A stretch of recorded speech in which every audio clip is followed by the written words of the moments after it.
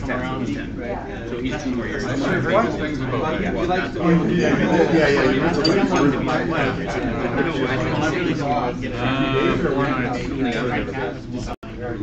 don't know how I feel like that. Well, you got 20,000. I have to go to the bar and get a we've done that. Yeah, that's interesting to watch. Like, obviously, $5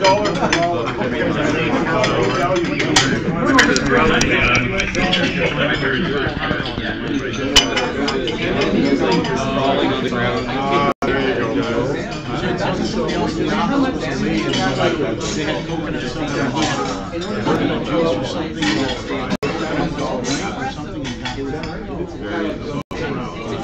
Make sure you get the right crowd. If you don't know, we don't. Yeah, okay. But it's like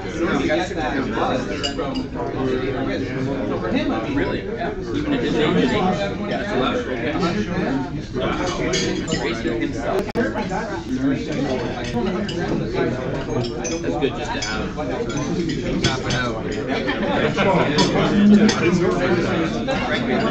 I know. It was. Were they upset or was he not funny? They're on the list.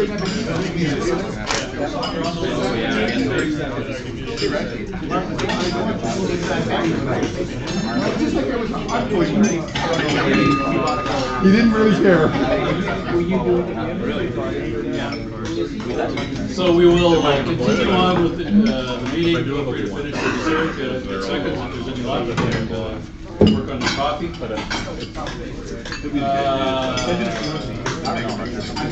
One task to do before.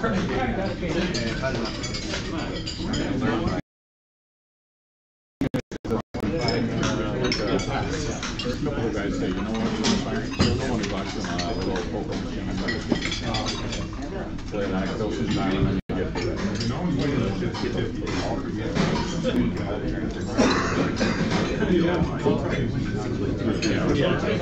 Sorry about that, folks. Chance to win.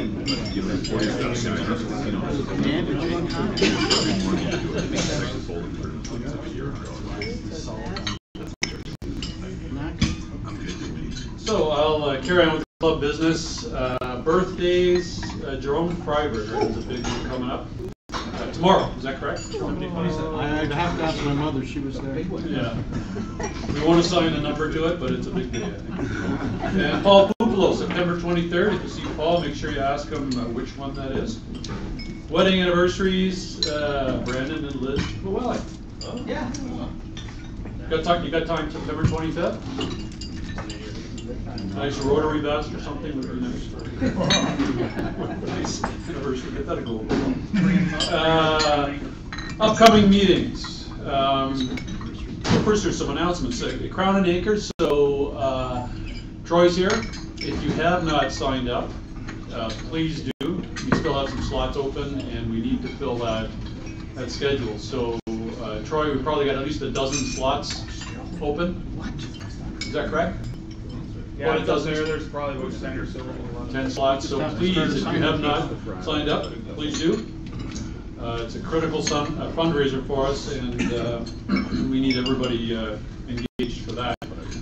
Once again, Hockey Helps the Homeless, October 27th. If you've got 3 hours on the morning, that's a Friday, to help carry hockey bags around at the Hockey Helps the Homeless hockey tournament.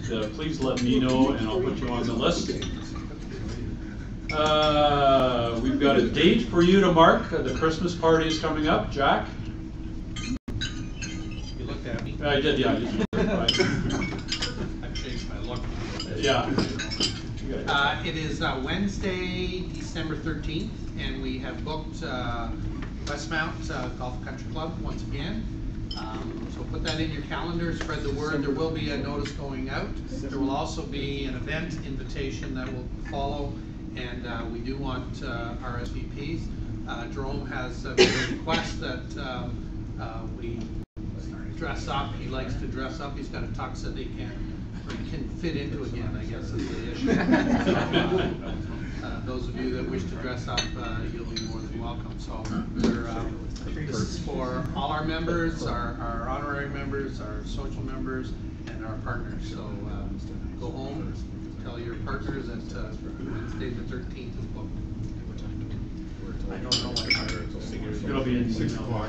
Yeah, thanks very much, Jack. This is a great event, you know, a lot of fun. So if you can make it at all, we'd love to see you there. Bring a guest, your partner, your wife.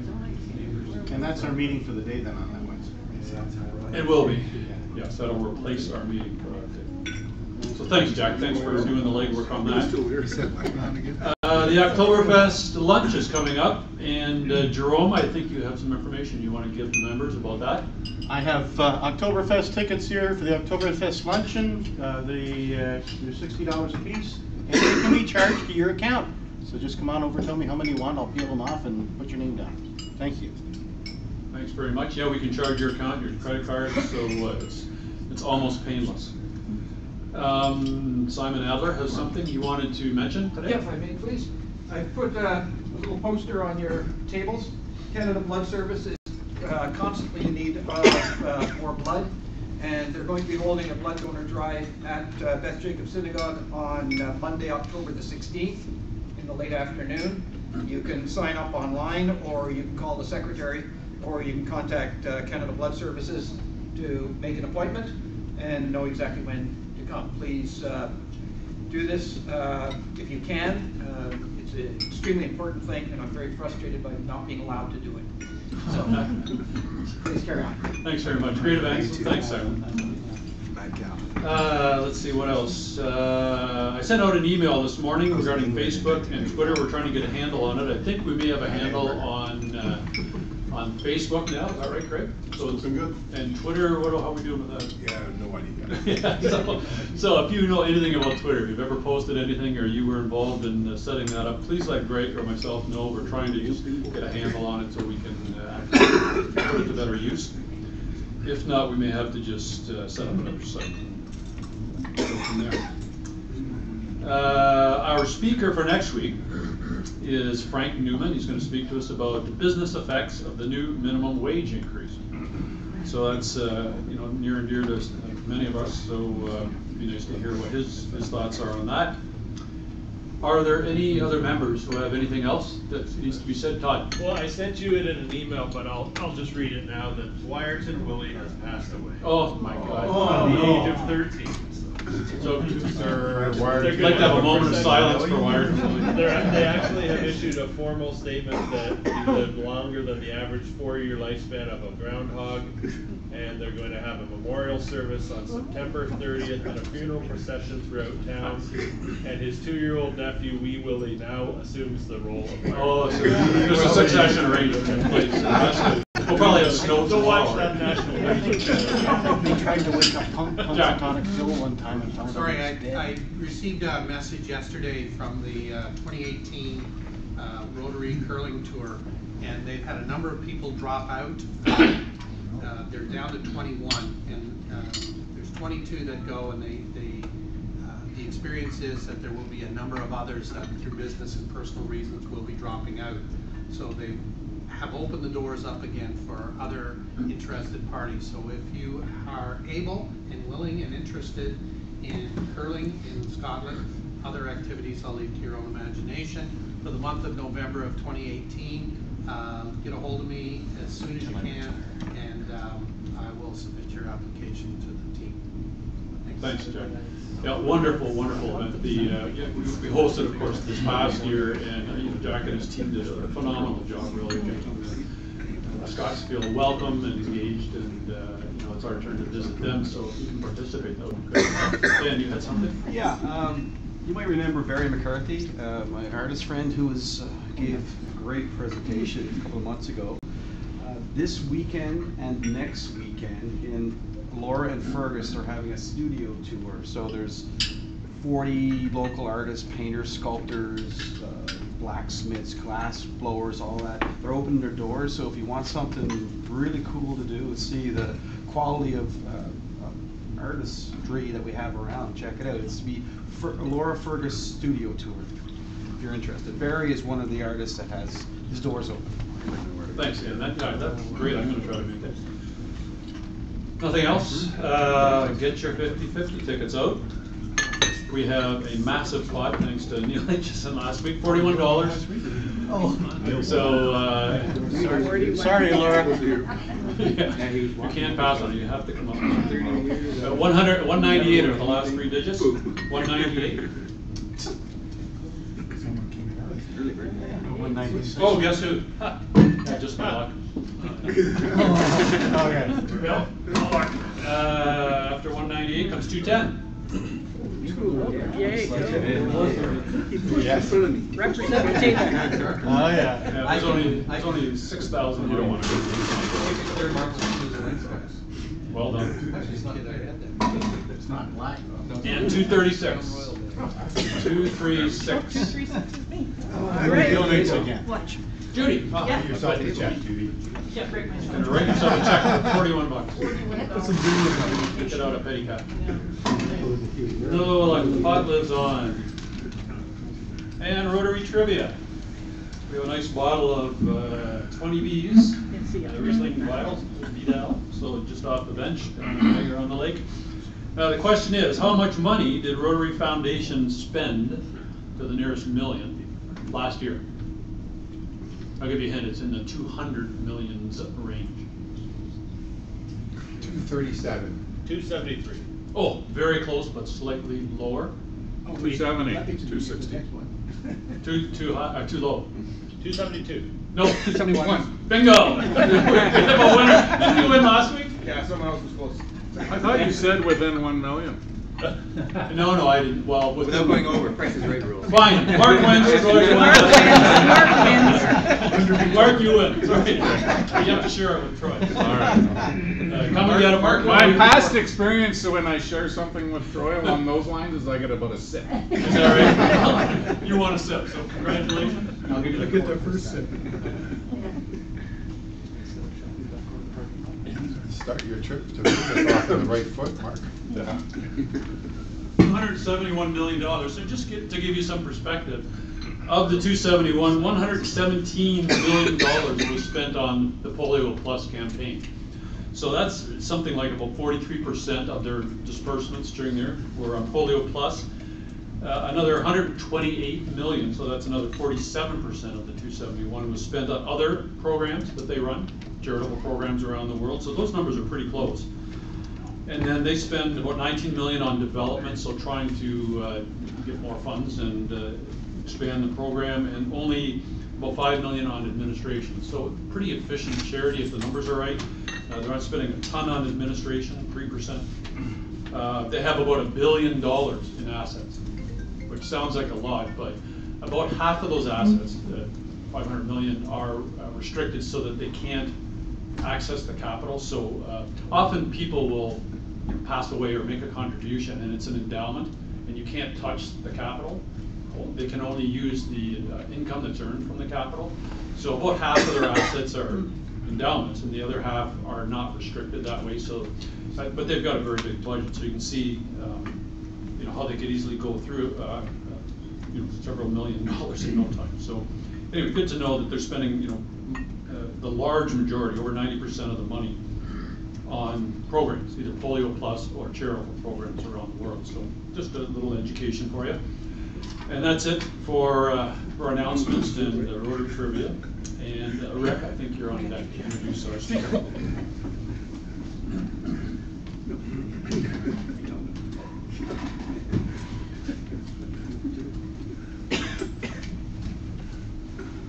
Thank you, President Ed.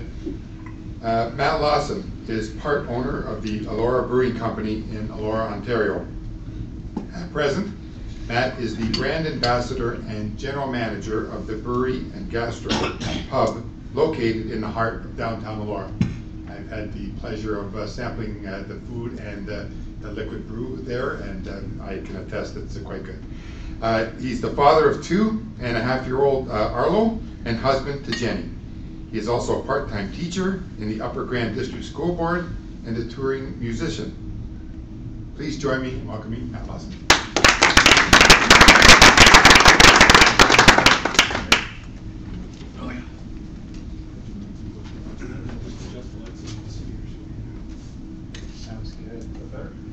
No, you have to do The other one. the other one. We're on over top of that. Say that again. The one that goes right over top of the screen. No, There we go. That's the one. How's that? Can everyone see? It's better. Well, thanks for having me, and thanks for lunch. I've done a few Rotary talks before, and it's always great to come in and just get a glimpse of what good work everybody's doing in the community and elsewhere as well. So thanks for having me.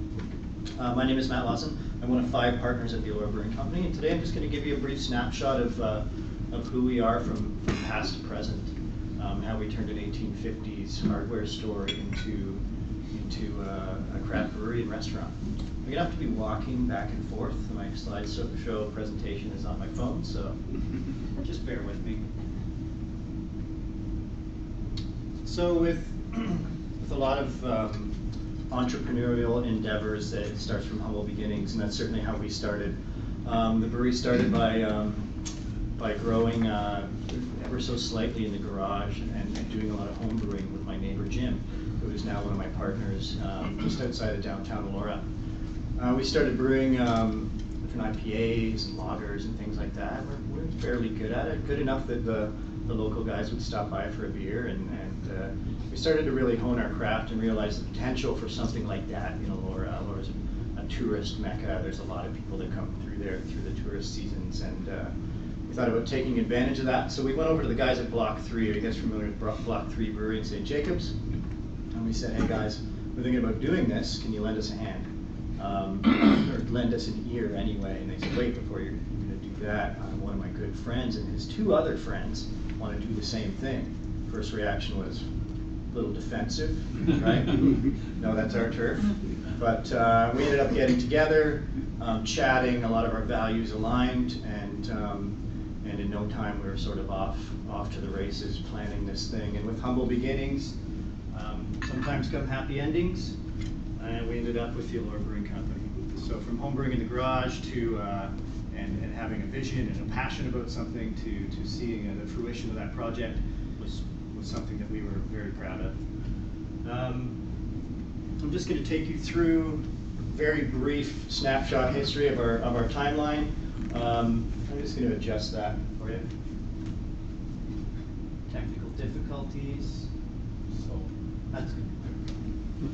So once we got together in the planning process, we purchased the building at 107 Geddes in downtown Elora in May of 2014, and began construction in September. Because the old hardware store was a Sears outlet, we had to wait 3 months. Although there was absolutely no inventory at all, we decided to give them the 3 months and get their stuff out of there.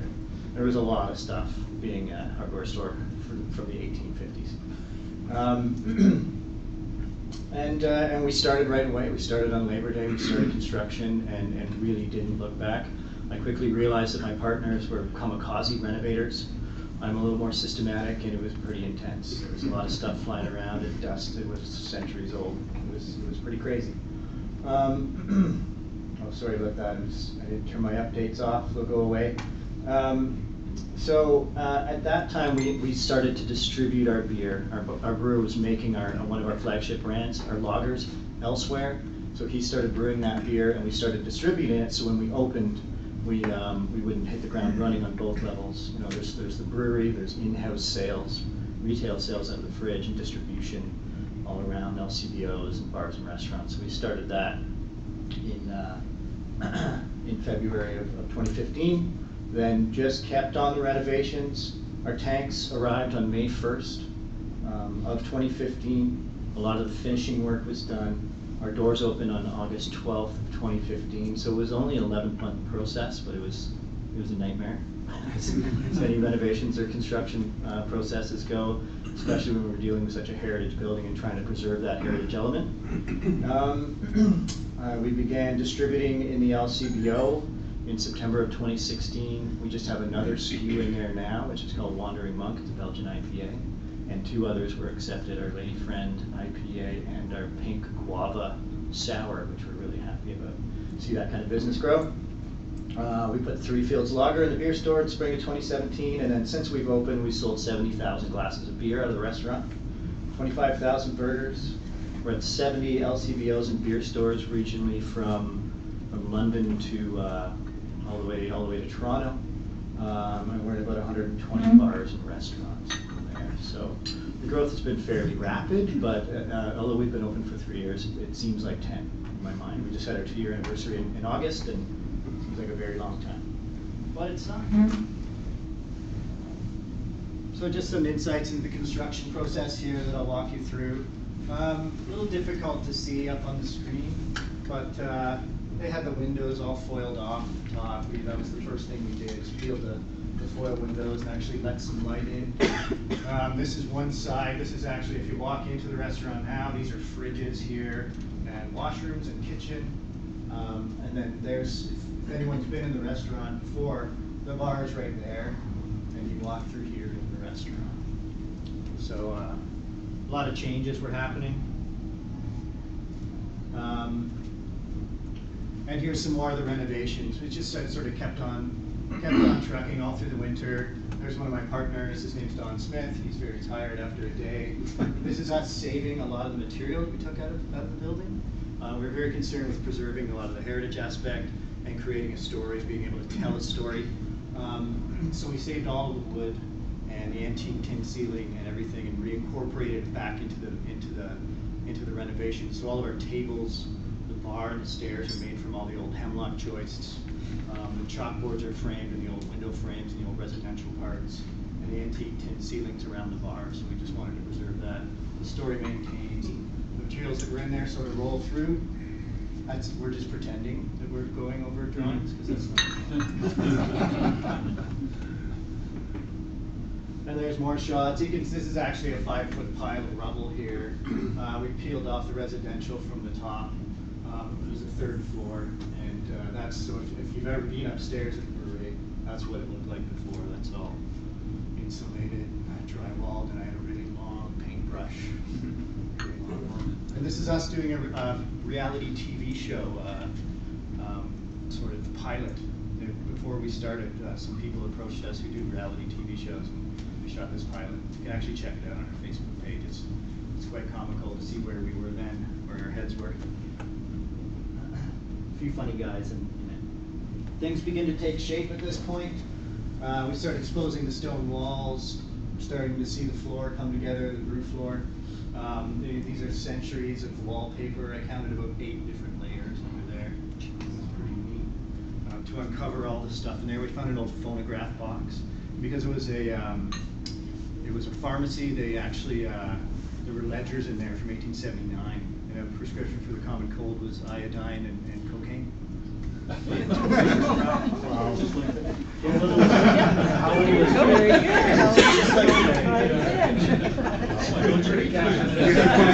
Everybody was sick that word. Everybody had a cold. It was comical. We found some really, really weird stuff just tucked in the rafters, and just strange stuff over 140 years. And then during all the construction process, we launched a beer at the same time. We launched it at Beer Town, which is just down the road. Up the road? Up the road. Up the road, right. So we launched it at Beer Town. And there's our brewer, Alex, who's also partner with our first keg of 3 fields that arrived for distribution. And then our first launch was at Beer Town in Waterloo, which was a great way to launch. The brew gear arrives. So this is us doing everything ourselves. This is putting the siding on. There's us dragging the brew tanks in on plywood with a sort of a lift, and us setting up some of the brew gear here. Some of it was pretty ad hoc. We looked like we knew what we were doing. We did. And then a lot of the finishing work. So you started to see everything come together. We refinished all the floors, and we're very, very close to open. This would be about June, July of 2015. And to a finished product. There's us doing our grand opening with the mayor, Kelly Linton. Those are just some patrons casually leaving the brewery. And our burger, which has been featured in the recent Tooth magazine as one of the best burgers in the region. So check that out. There's a full spread on us in the new Tooth magazine. It's free. You can get it in a number of places. And our 3 fields lager back there. And now, after we opened, we already had a beer that was out there doing fairly well. It was time to grow the brand, so a lot of effort and work going into our various beers and brands. And that's part of what I do at the brewery, is constantly conferring with the brewers, the people who make beer, and trying to make beer as quality as possible, and as tasty as possible, and as good looking as possible to sell. So we launched Borealis in 2016 and haven't looked back. It's become one of our popular favorites. That's a picture of it in our beer fridge. This is a beer flight. If you've ever been out to a craft brewery, oftentimes you can get a flight. And it's just various kinds of beers. You can choose different kinds and sample, then land on the one you like. We also have live music at the brewery every month, which are usually nationally acclaimed acts from around Canada. And those are both through a local record company in Elora that does that, and the Riverfest people that also do that. Who's playing this weekend? There's a band called the Darcys, who played at Riverfest, and then there's also a band called the Wilderness of Manitoba. You can hear those guys on CBC radio too quite often. Quite popular on the indie scene. There's some more of our brands. So there you have Borealis on the left. Actually, a fella, Jim Murphy, he used to own a software company called Boltmade in Waterloo, and he recently sold to Shopify, but we were very lucky to be able to use his guys for all of our branding efforts. And they've sort of double tasked them, and they've been great. So since they've made the transition, we've managed to keep the main graphics guy that we've been using and had the same person ever since. People seem to really like our labels and really resonate with them. Yep. Does Borealis Restaurant sell your Borealis? Borealis Restaurant's a tricky licensee. Yeah, they, for whatever reason, they only take a little bit of our beer, and they take it sometimes, but they like the cross promotion at times. Yeah, for sure. And there's our Lodestar, it's a dry hop sour ale, and there's our Lady Friend IPA, which is going into the LCBO for the spring, which we're very excited about. Once you have a new SKU in the LCBO, it sort of changes the way you make beer, and you don't just make it for a few licensees and to sell in-house. You have another stream of distribution you have to think about, so it just really shifts the way we sort of go about things operationally. And our future endeavors we've just been planning recently. We met at the Conestoga Golf Club on Sunday. We did a very long, arduous 18 in the heat. None of us are golfers, really, but we had a good time planning on the greens and the tee-offs, and stayed in the clubhouse and did a planning exercise in terms of how we're going to grow. By spring of 2018, we're actually doubling our brewing capacity, moving all of our production, all of our packaging to an off-site facility, and really targeting LCBOs and a wider distribution of beer. Essentially, we're going to begin a barrel age program, so taking beer, putting it in wine barrels, rum barrels, tequila barrels, letting it age for up to 3 years, mixing those, and you end up with these really interesting tasting beers that are more of a lot of people don't like them, but a lot of people love them, and it's a growing trend for sure. And basically, our goal is to stay afloat in a very competitive industry. Currently in Ontario, the craft beer market, the craft beer and breweries only hold 50% of the total market when you're looking at Molson Coors and that InBev and all of that. And when we first started planning, there were 150 planned, operational, and built breweries, essentially, brick and mortar breweries. And that was, we started planning in 2013, and now there's 320 operational breweries in Ontario, not just planned. So the whole industry has grown, by that much. But what we're noticing now is there's a lot of craft beer tourism. So if a particular town has 2 breweries, it's actually causing people to go there, have more reason to travel there, and more reason to visit those breweries and check it out. So the market's growing, although it looks like it's slow. Molson Coors and Labatt have spent centuries, growing that distribution and deservedly so in that territory. But we're very happy to be a part of the Ontario craft brewing scene. It's a very vibrant, relatively new industry. Really, 8 years ago, I wouldn't be standing here, and the craft breweries in Ontario would have been only a few, and they would have sort of owned a monopoly on taps. And there were very few people distributing beer. Like Jim Brickman opened Brick only in 1984. And we're just catching up to really any U.S. state in terms of the number of breweries and the number of diversity out there. And we're just happy to have be able to give people a choice from going from a beer that they usually prefer to trying new things. And we're having fun at it too, and making new beers and offering people an experience at our restaurant and come and try new and interesting things. So thanks everybody. Thanks for having me, and come on into the brewery, and I'd love to answer some questions. Yep. How difficult is it to get your product in the LCBO? It's a Or process. the beer store? It's a process. The beer store is basically an application. Jim Brickman, when he was attempting to have a craft brewery, like Molson and Labatt kind of laughed at him and said, "No way!" But in the brewers, they own brewers retail, right? Molson and Labatt own the brewers retail, so they forgot. They wrote a clause, not really thinking that there'd be any other new breweries besides Carly and all the the other larger breweries around them, that said any new brewer or brewery that wants to list with the brewers retail can do so. He found this little tiny loophole, so that's still in place. So if you're around and you have a beer and it's a quality product, you can list it, and you basically sell to those stores individually with the managers. Okay, what about the LCBO? LCBO is a different process. LCBO is very refined. It's an application process. It's an essay about your beer. It's your marketing abilities. They think of how it's going to look on the shelf. It's based on past performance of your other beers. It took us a long time to get Borealis, the Elora Borealis Citra Pale Ale, into the LCBO after several denials on other beers.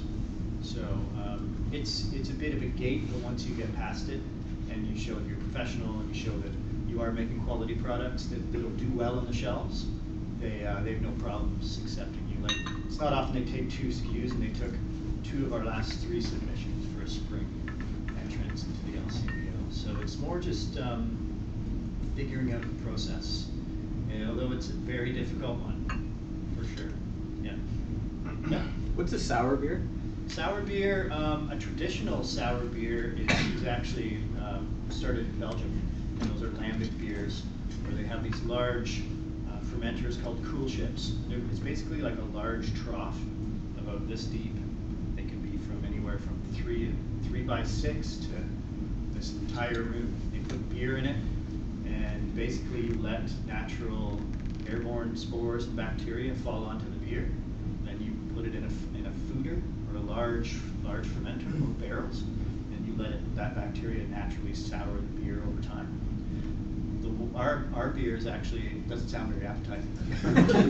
It's actually very tasty. Like, a lot of people haven't tried sour beers, they're like, "Well, that sounds disgusting." And you try it and you're like, "That's actually really refreshing and sharp and really interesting." But our sour beers we add lactobacillus, so the same thing that you find in yogurt, like a natural yogurt, a real yogurt. So it's good for us. It's good for you. If you have a strong gut, you can handle sours. For me, I can have about 1, and I got to cut it off. So you add lactobacillus to the beer. You let that bacteria infect the beer, and right when you get it to the pH level that you want, it's going to sharpen the beer and make it sour. You boil that off, and then you put it in a fermenter. That sourness stays the same. Various things to it. So we added pink lava to part of our batch, and it turned out really well. And LCBO thought so too. Yep. Why do beers go flat in the glass? Good question. Usually it's the wrong glass.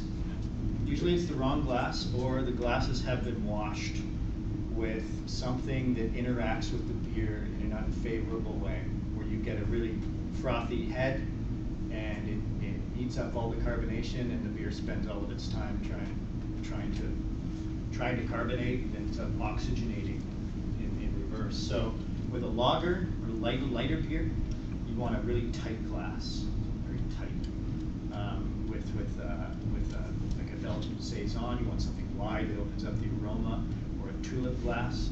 And then an IPA, you want like a tulip glass, so something that's aromatic, but allows the head to dissipate. Because all beers aren't supposed to be carbonated the same.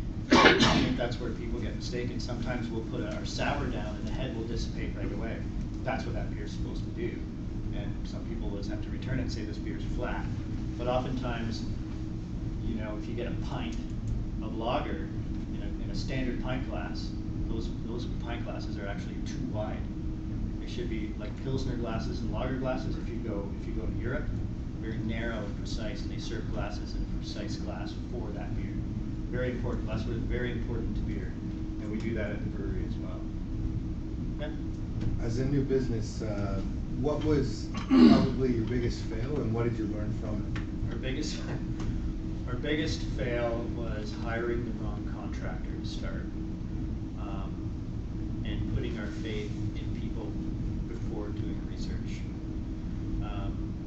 The contractor ended up failing us in a very large way. That it deterred the project by 4 months, which doesn't seem like a lot when you're building a brewery and all that. But our target was to be open for spring, and we missed spring and opened at the end of summer. And we had a lot of bills, right? So, and what did you say? The lesson.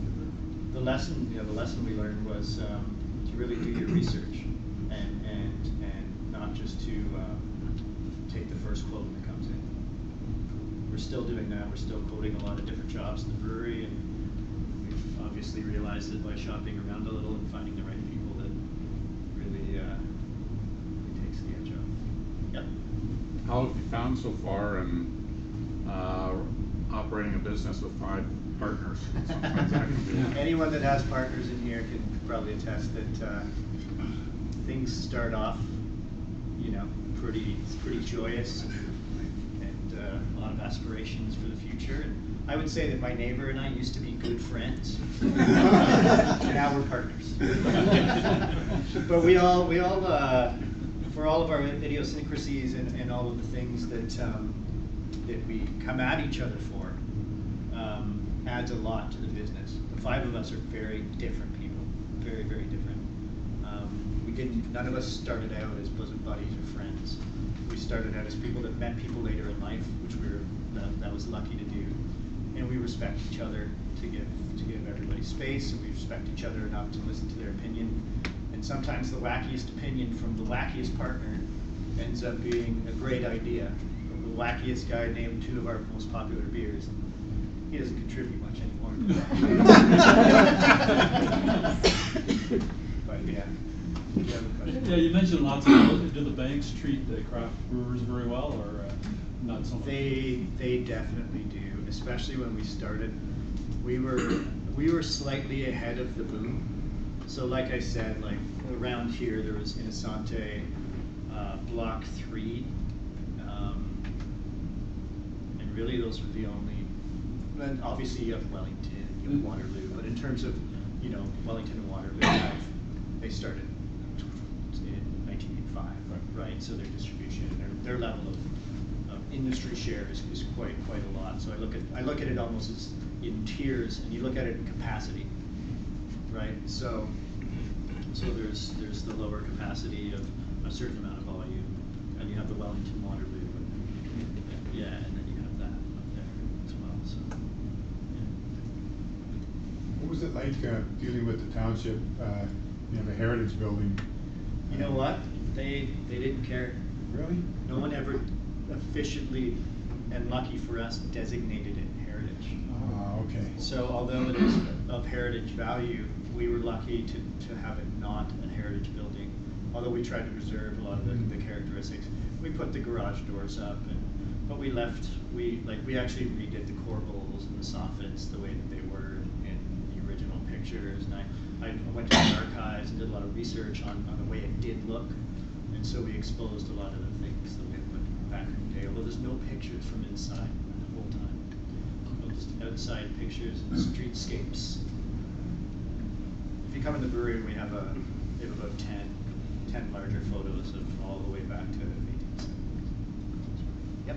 Is there a developing sub-industry now for farmers to be growing the grains that you need to do craft brewing? Yeah, for sure. And another thing I should mention about the restaurant is that our restaurant is very, very farm-to-table focused. But yeah, industries are wrapping themselves around the market, even in like barrel brokers. There's barrel brokers that take barrels from distilleries and from wineries, and they sell you barrels for your barrel aging program, and they buy so many of them that it's hard to get them from wineries anymore. But yeah, in terms of the agricultural process, there's a lot of people who are growing barley again. There's a lot of people looking for the original mother barley strain called OAC21 that most of Canada uses, which was first grown in Guelph, and finding different heritage varieties and different ways that grains are malted. And actually, like the single largest Canadian distributor of malt is called BSG, and they're actually in Fergus, so they're right down the road from us. And you walk into their warehouses, and it's stacked 30 feet high with sacks of grain. And they've been able to grow substantially when all they used to sell to is Wellington, Waterloo, and Sleeman, right? And they kept afloat doing that, and managed to get their business, and then everyone else sprung up, and now everybody gets their grain from them. Like they're really the only supplier. There's Canada Malt Group, which is based in the West, and then there's BSG.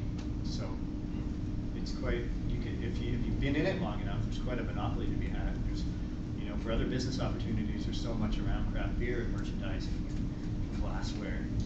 Glassware industries have moved because everyone's buying these specialty glasses. So, yeah. Do you see a rationalization of this at all coming in here, a few years? Yeah, so I think what's going to happen is that because everybody's still startup, right now, like if you're not making exceptional quality beer, I think you're going to see a lot of breweries. We're already starting to see some people drop off around. I mean, not that we want that to happen. Like it's still kind of a bear hug industry, but moreover than like there's a brewer called Hill Farmstead in Vermont. His whole philosophy all along has been like, no way, I'm not giving you the bear hug. Your brewer can't come here and learn how I brew beer. I go to Europe. Not myself. He goes to Europe and meets brewers over there and harvests yeast and makes his own relationships and comes back to make grown his brewery into one of the best breweries in the United States, right?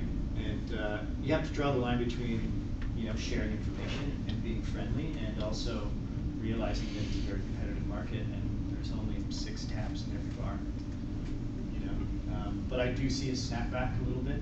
I see this growth, and I see a snapback to the people who are providing really good experiences and quality service and quality beer. You think the restaurant will help with that as well? The restaurant is key to our success. Yeah, key. A lot more people are coming for the beer and going, wow, there's food here too. That's great. And so, but the town craves a restaurant, craves a good, restaurant with good core values and ethical procedures in terms of where they buy their food, more than they do a brewery. So it's a good relationship there, yeah, for sure. Yep. Your current facility for production and this growth you're talking about, are you going to be okay there, or are you going to have to expand? We're going to be okay for just production. So basically the brewery is going to turn into a fermentation zone. Okay. And brewing and fermentation zone. Then everything gets packaged into larger vessels on a cube truck and gets shipped just to Fergus into our warehouse space, and then we do all the packaging of that. Okay. So 58-liter kegs also, and we do all of our bottling off of kegs anyway. So we fill, beers ferment, and they go into a bright tank for packaging. Then we fill kegs, and then we store the kegs. And we want a bottle, we pull the kegs off and bottle up the kegs. So just more tank space. Last question, you must have a few employees. Yeah, we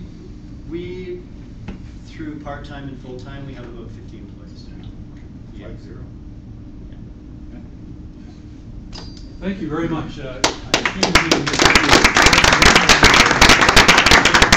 Thank you for a great presentation. It's good to see business thrive and take advantage of the market trends, and it's a wonderful place. If you have not been there, plug. I have great atmosphere, great food, great beer. We should do it. Like, can we not plan a field trip? What are you doing Friday? I'm like, well, I'm going to the South Dakota now. So, as the custom of our club, what we do is we thank you by restoring the eyesight of a female in India by the name of Paral. Thank you very much. Appreciate that. Thanks for having me.